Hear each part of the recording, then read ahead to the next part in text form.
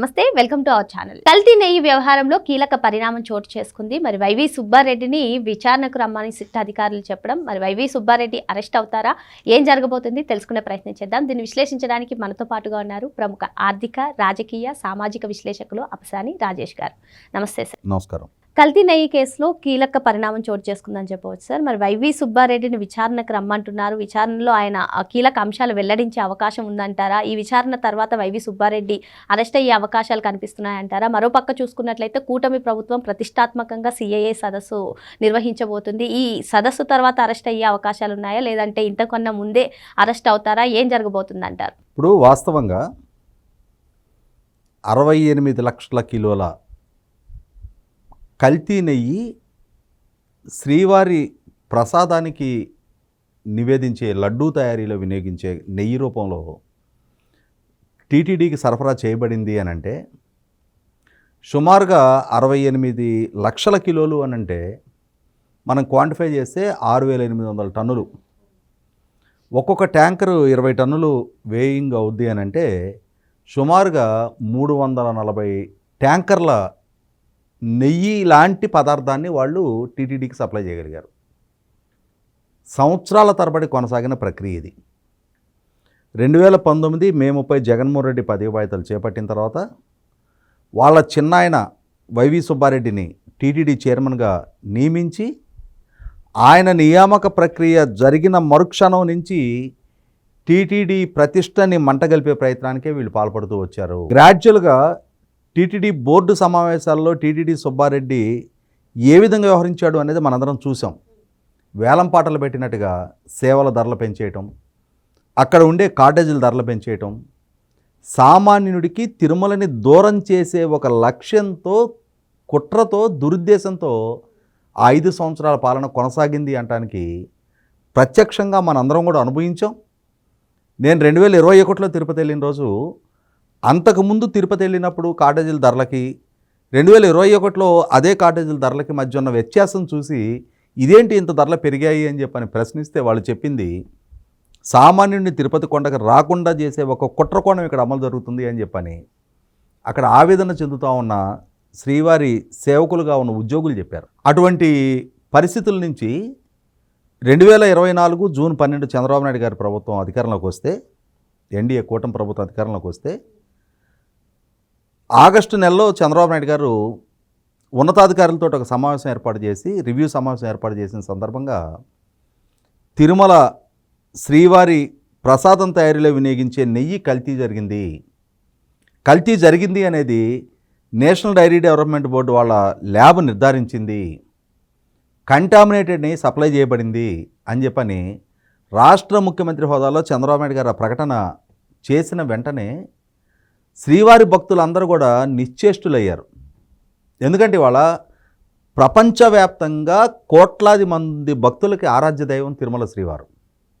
అటువంటి శ్రీవారి దర్శనానంతరం అత్యంత పవిత్రంగా వారి ప్రసాదంగా భావించి తీసుకునే లడ్డు, ఆ లడ్డు తయారీలో వినియోగించే నెయ్యి కల్తీ జరిగింది అనేది ప్రభుత్వమే ప్రకటిస్తూ ఉంది. ఇంకొక కేంద్ర ప్రభుత్వ రంగ సంస్థ national dairy development board lab దాన్ని నిర్ధారించింది అన్న వార్త భక్తులని రోమాలు నిక్కబొడుచుకునేలాగా చేసింది. అటువంటి పరిస్థితుల్లో నాడు చైర్మన్లుగా పనిచేసిన, నాడు ధర్మకర్తల మండలి చైర్మన్లుగా వ్యవహరించిన వైవి సుబ్బారెడ్డి, భూమన కరుణాకర్ రెడ్డి వ్యవహార శైలి చాలా విస్తృతంగా చర్చనీయాంశమైంది.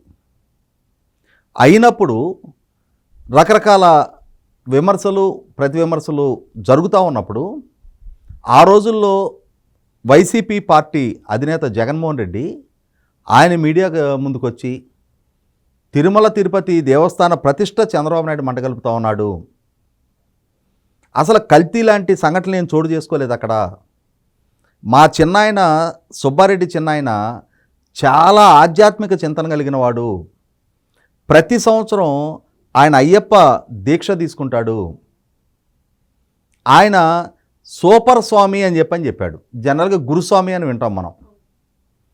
5 సంవత్సరాల కన్నా ఎక్కువగా మాల వేసిన వాళ్ళని గురుస్వామి అంటారు. ఆయన బహుశా చాలా సంవత్సరాలుగా మాల వేసుకొని ఉండొచ్చు.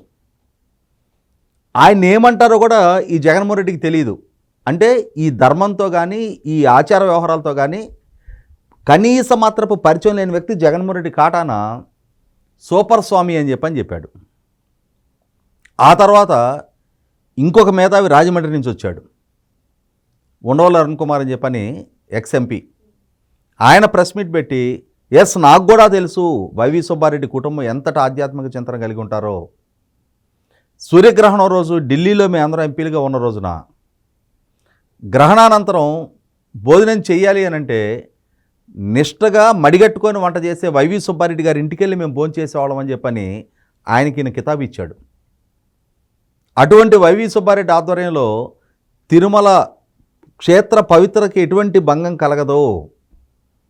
ఆయన మీద ఇటువంటి ఆరోపణలు చంద్రబాబు నాయుడు గారు చేయటం సహేతుకం కాదు అని చెప్పని వైవి సుబ్బారెడ్డికి కితాబిస్తూ ఈ సోకాల్డ్ ఉండవల్లి అరుణ్ కుమార్ చంద్రబాబు నాయుడు గారిని విమర్శించాడు.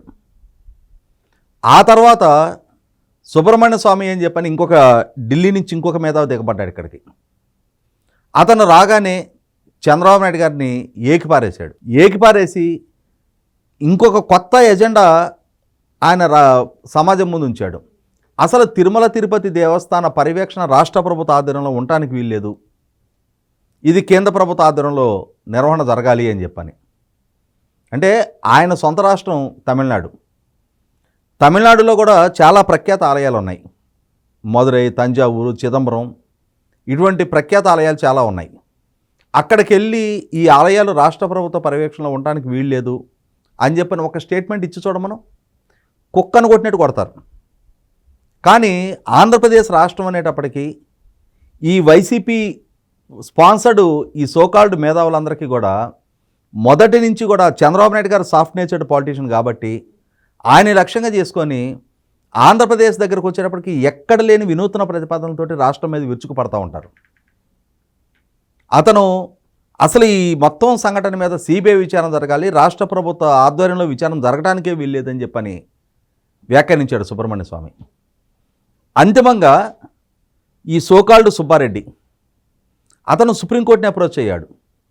రాష్ట్ర ప్రభుత్వం సిట్టు ద్వారా విచారణ జరుపుతూ ఉంది, ఆ సిట్టు ద్వారా జరిపే విచారణ పారదర్శకంగా జరగటం లేదు, రాజకీయంగా మా మీద కక్ష సాధింపు చర్యలు తీసుకోవడం కోసం, మమ్మల్ని లక్ష్యంగా చేసుకోవడం కోసం రాష్ట్ర ప్రభుత్వం కుట్రపూరితంగా సిట్టు ద్వారా విచారణ జరిపిస్తుంది. కాబట్టి మీరు సుప్రీంకోర్టు పర్యవేక్షణ విచారణ జరపండి, మేము నిర్దోషులం, మేము ఏమీ తెలియని అమాయకులం అని చెప్పని సుప్రీంకోర్టుని అప్రోచ్ అయ్యాడు. ఈలోగా ఈ వైవి సుబ్బారెడ్డి తర్వాత 1 సంవత్సర కాలం భూమన కరుణాకర్ రెడ్డి అని చెప్పని ఆయన వెలగబెట్టాడు పదవి. ఆయన వచ్చాడు రంగంలోకి. అసలు నేను చాలా అమాయకుణ్ణి, ఆనిముత్యాన్ని, స్వాతిముత్యాన్ని, నా మీద ఇటువంటి నిందలు మోపటం ఏంటి, మేము తిరుమలకి కల్తీ నెయ్యి సరఫరా చేయటం ఏంటి అని చెప్పని నేను తిరుమల శ్రీవారి సన్నిధానం ముందు అఖిలాండం దగ్గర తడి బట్టలతో దీపం ఆర్పి ప్రమాణం చేస్తా అని చెప్పని నాటకం రక్తి కట్టించే ప్రయత్నం చేశాడు.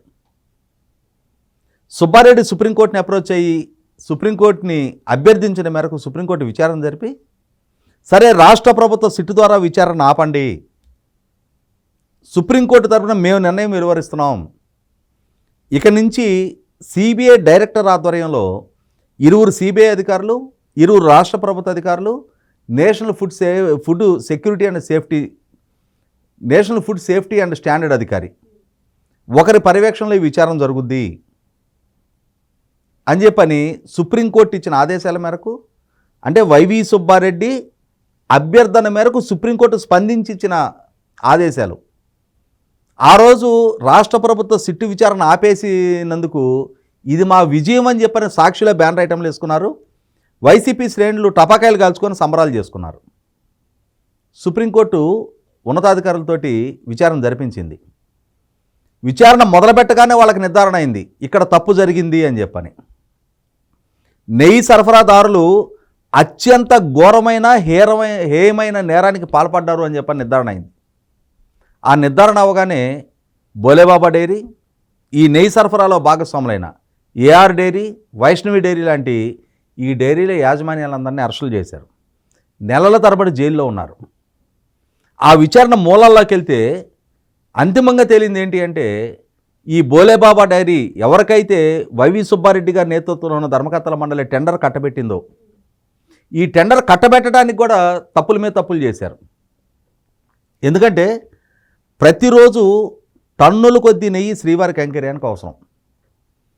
అటువంటి సందర్భంలో శ్రీవారి కైంకర్యానికి అంతటి నెయ్యి సరఫరా చేయగలిగే డైరీకి కొన్ని కండిషన్స్ అప్లై అవుతాయి. కనీసం రోజుకి 2,50,000 లీటర్ల పాలని ప్రాసెస్ చేసే డైరీ వాళ్ళకు ఉండాలి. అంటే అంతటి డైరీ అయితేనే ఇంత క్వాంటిటీని వాళ్ళకి ఉత్పత్తి అవుద్ది. అంతటి క్వాంటిటీ ఉత్పత్తి చేయగలిగే వాళ్ళే దాన్ని సరఫరా చేయగలుగుతారు. దాంతో అంతటి డైరీ వాళ్ళే టీటీడీ టెండర్లో పాల్గొనాలని ఉన్న కండిషన్ని ఈ వైవి సుబ్బారెడ్డి నేతృత్వంలో ఉన్న ధర్మకర్తల మండలి సడలించింది. అసలు ఆ కండిషన్ రద్దు చేసింది. తర్వాత ఒక సర్టెన్ డిస్టెన్స్ లోపుగా ఉన్న డైరీలే, అంటే ఎక్కడో సుదూర ప్రాంతాల్లో ఉన్న డైరీలు వాళ్ళు ప్రతిరోజు ట్యాంకర్స్ ద్వారా రోడ్డు మార్గంలో ఇక్కడికి సరఫరా చేయాలి అన్నా కూడా కష్టతరం అవుతుందని చెప్పని దూరాన్ని కూడా కండిషన్ పెట్టారు. టర్న్ ఓవర్ కూడా కండిషన్ పెట్టారు. వీటినన్నిటినీ సడలించుకుంటూ వచ్చారు. సడలించుకుంటూ వచ్చిన పర్యవసానం అసలు ఈ బోలేబాబా డైరీకి 319 రూపాయల 80 పైసలకు టెండర్ కట్టబెట్టారు. వాస్తవంగా కర్ణాటక రైతు ఫెడరేషన్కి సంబంధించిన కోఆపరేటివ్ సెక్టార్కి సంబంధించిన రైతు సమాఖ్యకి సంబంధించిన నందిని నెయ్యి వాళ్ళు శ్రీవారి ప్రసాదంలో వినియోగించే నిమిత్తం కాబట్టి మేము నో ప్రాఫిట్ నో లాస్ బేసిస్లో ఒక పవిత్ర కర్తవ్యంగా భావించి మేము సరఫరా చేస్తాము అని చెప్పని ఎన్నో సంవత్సరాలుగా వాళ్ళు సరఫరా చేస్తున్నారు ది బెస్ట్ క్వాలిటీ నెయ్యి. ఆ టెండర్ని రద్దు చేసి బెస్ట్ క్వాలిటీ ప్రాతిపదిక మీద కాకుండా లోయెస్ట్ ప్రైస్ ప్రాతిపదిక మీద 490 రూపాయలకి వాళ్ళు బెస్ట్ క్వాలిటీ నెయ్యి ఇస్తుంటే ఓపెన్ మార్కెట్లో అదే నెయ్యి 650 రూపాయలు అమ్ముతూ ఉంటే వీళ్ళు 319 రూపాయల 80 పైసలకి ఈ టెండర్ కట్టబెట్టారు. మనకు ఒక సామెత ఉంది, ఓలి తక్కువని గుడ్డిదాన్ని చేసుకుంటే కుండలన్నీ బగలగొట్టింది అని చెప్పని. నువ్వు రేటు తక్కువ అని చెప్పని వాడికి సరైన సామర్థ్యం ఉందో లేదో వెరిఫై చేసుకోకుండా, వాడు ఏ విధంగా నెయ్యి ప్రక్రియ చేస్తున్నాడో నిర్ధారణ చేసుకోకుండా వాడు తక్కువ రేటు కోట్ చేశాడు అని చెప్పని వాడికి టెండర్ కట్టబెట్టావు. యాతావాత తేలింది ఏంటయ్యా అంటే వాళ్ళు 1 లీటరు పాలను ప్రాసెస్ చేయలే, 1 కేజీ వెన్న వాళ్ళు ఉత్పత్తి చేయలే. కానీ 5 సంవత్సరాల కాలంలో 68 లక్షల కేజీల నెయ్యి లాంటి పదార్థాన్ని సప్లై చేశారు. ఎలా సప్లై చేశారు, ఎలా సప్లై చేయగలిగారు, అసలు వీళ్ళు సప్లై చేసింది ఏంటి అని చెప్పని ల్యాబుల్లో నిర్ధారణ చేస్తే తేలింది ఏంటంటే 90% పామాయిల్, మిగిలిన 10% కెమికల్స్ తోటి ఒక నెయ్యి లాంటి పదార్థాన్ని 5 సంవత్సరాల పాటు వాళ్ళు సరఫరా చేస్తే ఆ సరఫరా చేసినందుకు వాళ్ళకి 250 కోట్ల రూపాయలు లబ్ధి చేకూరితే ఈ వైవి సుబ్బారెడ్డి పిఏ అప్పన్న అనేవాడికి 50 లక్షల రూపాయలు మామూలు ముట్టాయి. అంటే ఇక్కడ వీళ్ళకెవరికి తెలియకుండానే, వీళ్ళ ప్రమేయం లేకుండానే ఈ వైవి సుబ్బారెడ్డి, ఈ భూమన కరుణాకర్ రెడ్డి, నాడు ఎగ్జిక్యూటివ్ ఆఫీసర్గా పనిచేసిన ధర్మారెడ్డి, వీళ్ళందరి నాలెడ్జ్లో లేకుండానే ఒక వైవి సుబ్బారెడ్డి పిఏ తలుచుకుంటేనో లేదు ఒక డైరీ యజమానులు మాత్రమే సంకల్పిస్తే ఇన్ని టన్నులు 6,800 టన్నుల నెయ్యి 5 సంవత్సరాల పాటు వాళ్ళు సరఫరా చేయగలుగుతారా? ఖచ్చితంగా ఇక్కడ ఆ పాలక మండలి అధినేతలు, పాలక మండలి ఉన్నతాధికారులు వీళ్ళందరూ కలగలిసి ఈ విధమైన కంటామినేటెడ్ నెయ్యి సరఫరాకి సహకరించారు.